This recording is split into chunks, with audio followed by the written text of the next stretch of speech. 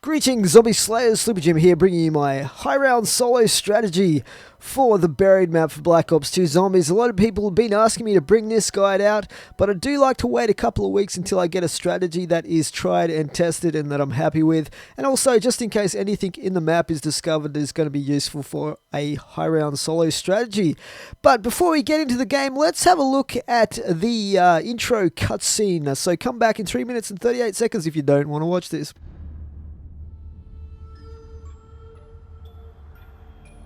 Enough walking for today. We set up camp here. In case you boneheads have forgotten, the world is broken. Very broken. The dead walk the earth, and what remains of civilization is at the mercy of forces we barely understand. What makes you think we're gonna find something different at this new place? I don't know that we will, but at least we'll be sure. Sure of what, exactly? I don't know. His memory's going again. Your name is Russman. Russ Man. That my first or last name? We don't know. You're just Russman. Yeah, anyway, you're a former operative from Broken Arrow. You've been walking the Earth since the, incident. Yeah. I think I remember. The town. That's right. That's where you found us!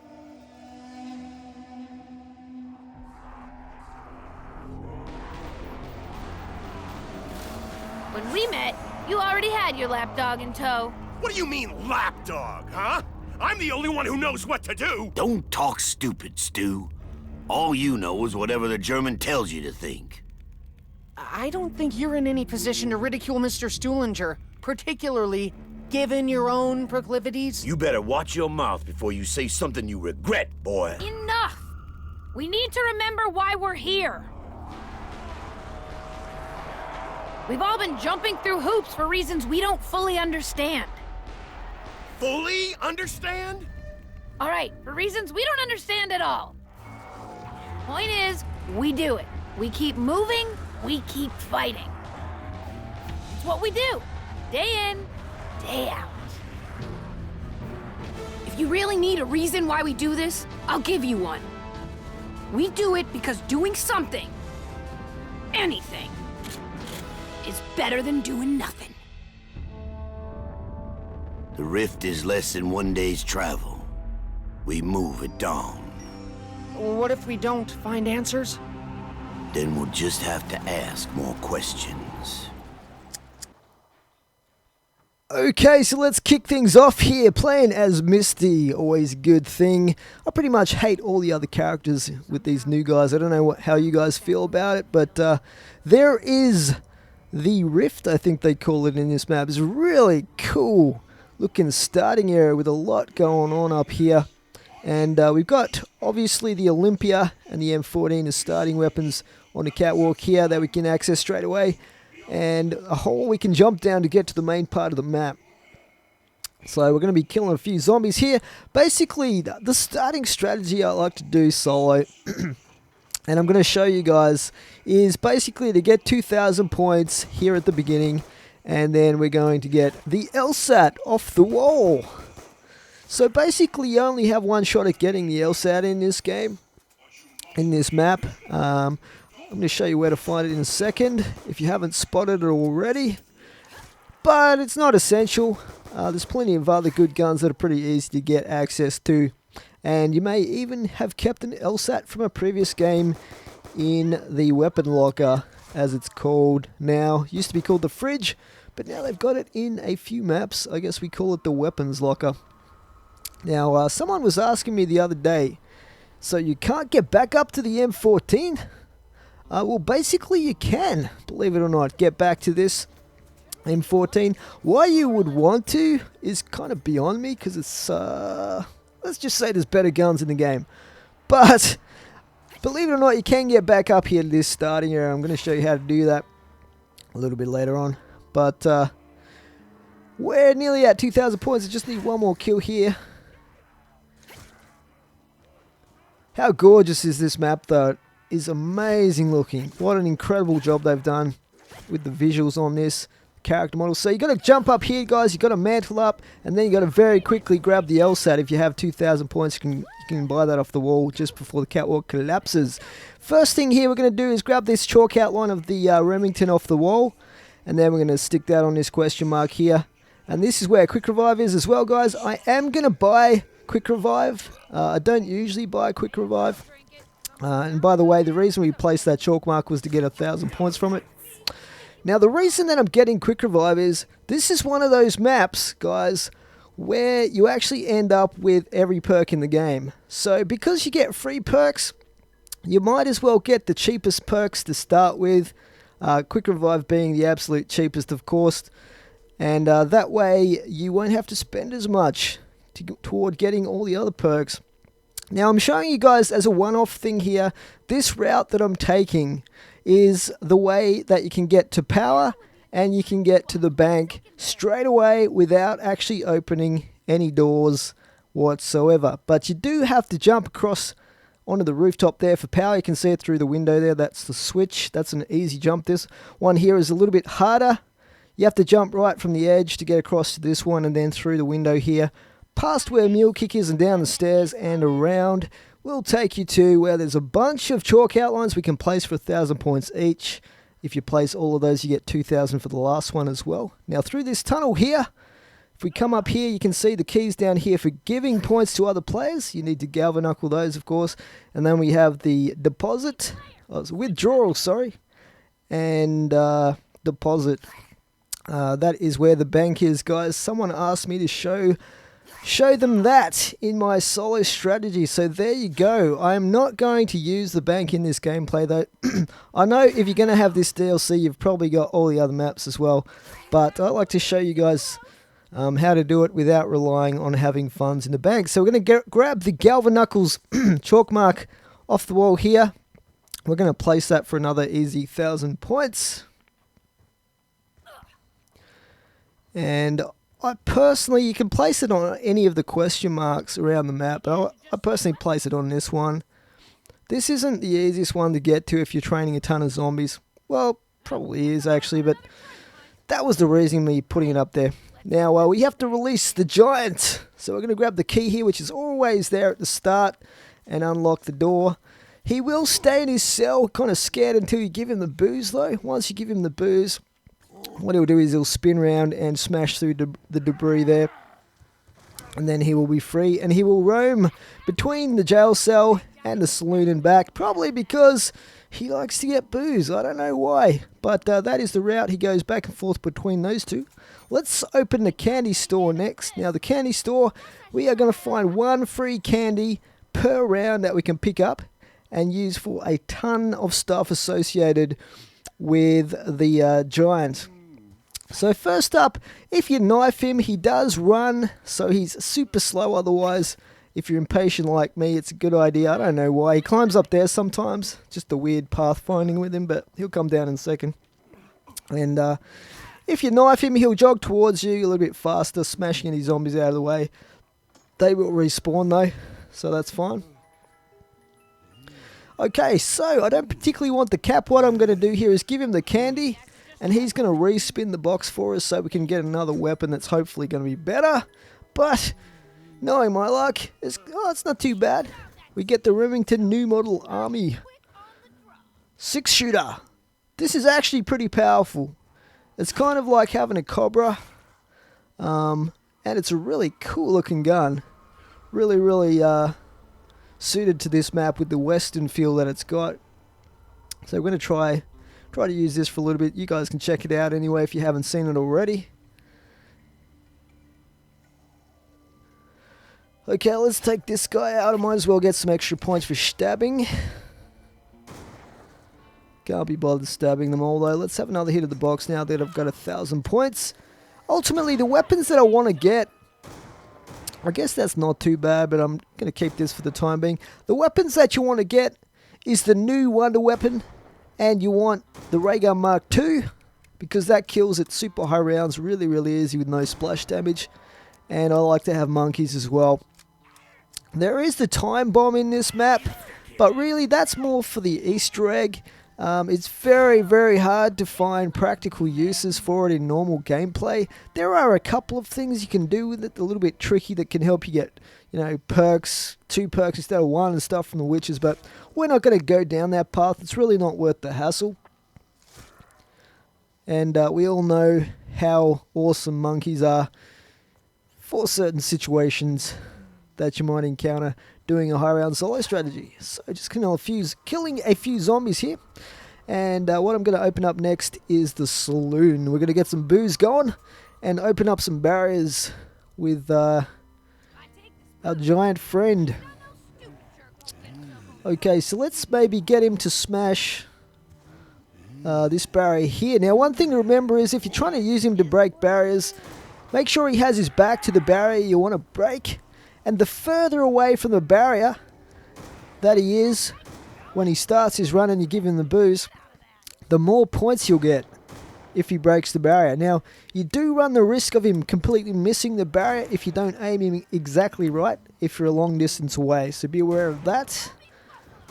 And you only get 1 booze and 1 candy for free spawning in per round, but you can buy them back for 1,000 points a piece, either from the cash register in the candy store or from where the beer taps are in the saloon bar. I'll probably show you that a little bit later, guys, but usually I don't often buy candy or booze because it's not really worth it when I'm playing solo. This is where the weapons locker is, guys. This kind of marble looking cabinet. You can get your weapon out of that. But I have picked up from that barrel there, guys, this big saw looking thing. And we're going to place this on the workbench here. You can build these items on any workbench, but we're going to probably be using it in this area. So I'm going to build it here. Now, you don't actually have to build every single piece onto that if you use the giant. You notice I've got candy here. Well, what I'm going to do is I'm going to get him to complete this. Now, if we give him candy, he'll run off and get the parts and come back and instantly complete that with that piece of equipment, which is the head chopper. And it is such a beast trap, guys. If you haven't seen it already, it is epic. And you do not have to power it with a turbine, which makes it even better. Now, if there is an empty workbench there, the giant will build a random piece of equipment on the workbench. So by placing just a single piece of the item you want built on that specific workbench, he will then build, obviously, the item that you actually want to be positioned there. And this is nice and close to where we're going to be doing most of our high round stuff, which is why I've built it there. Personally, I don't think you really need to build anything except maybe the head chopper, depending on your personal tastes. I am going to build the trample steam as well, though, just to sort of show you guys a way that you can use that to access certain areas without having to have bought the buyable barriers. So that can help with the early game a little bit. So let's grab this part for the trample steam here. I think it's the air compressor. And we'll build this up at this workbench up here, since this is the only other workbench we have opened up in an easy to access, fairly close proximity place. Okay, so we're going to do the same thing this round now that we've got another free bowl of sweets. We'll have to go back and pick those up a little bit later. Let's just deal with some of the zombies first.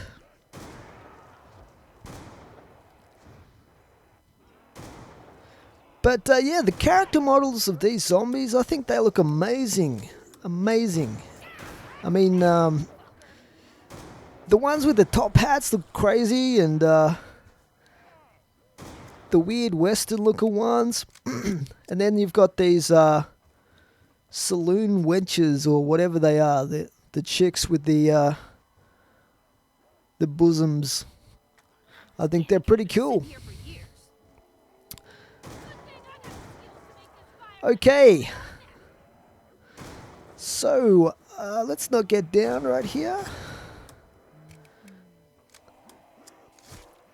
Just going to get the giant to follow us here.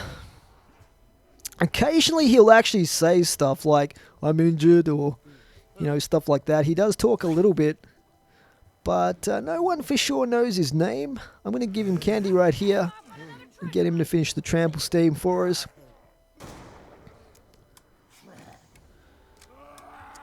There he goes. He's going to get the parts. Yeah, I think Wikipedia called him Leroy for a while there, but then Vanderhaar tweeted out that to the effect that he was going to block anyone. He called him Leroy.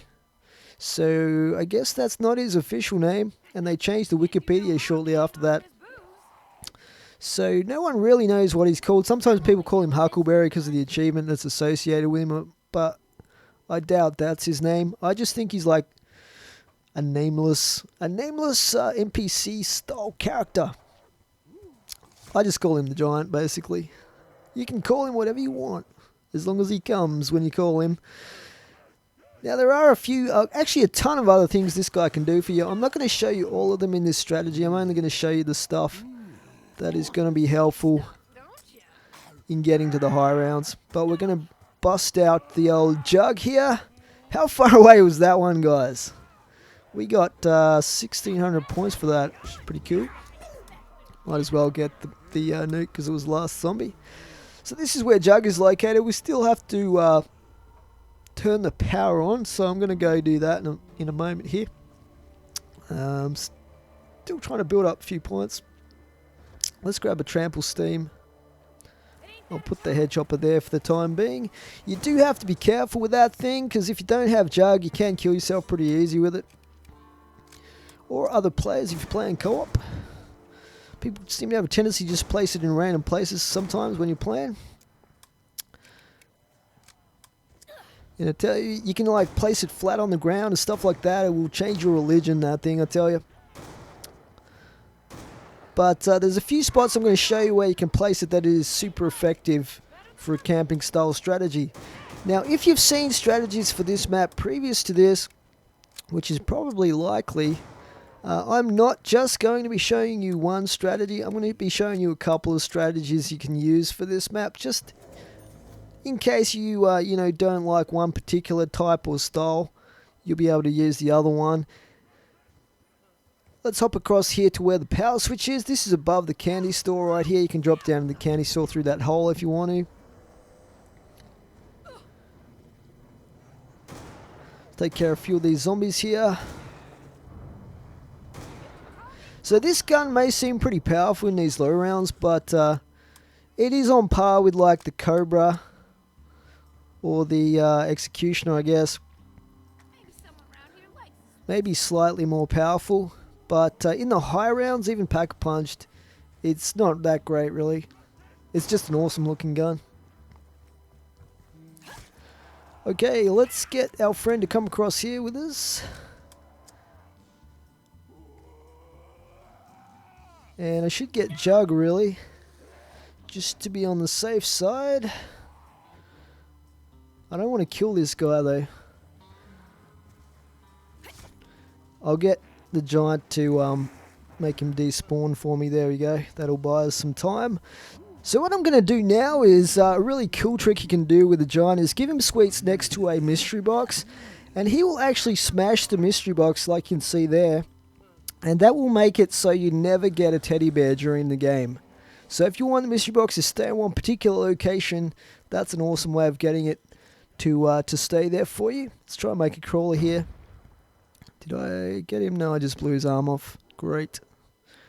Okay, let's grab some booze here. We need to break a few more barriers still at this point.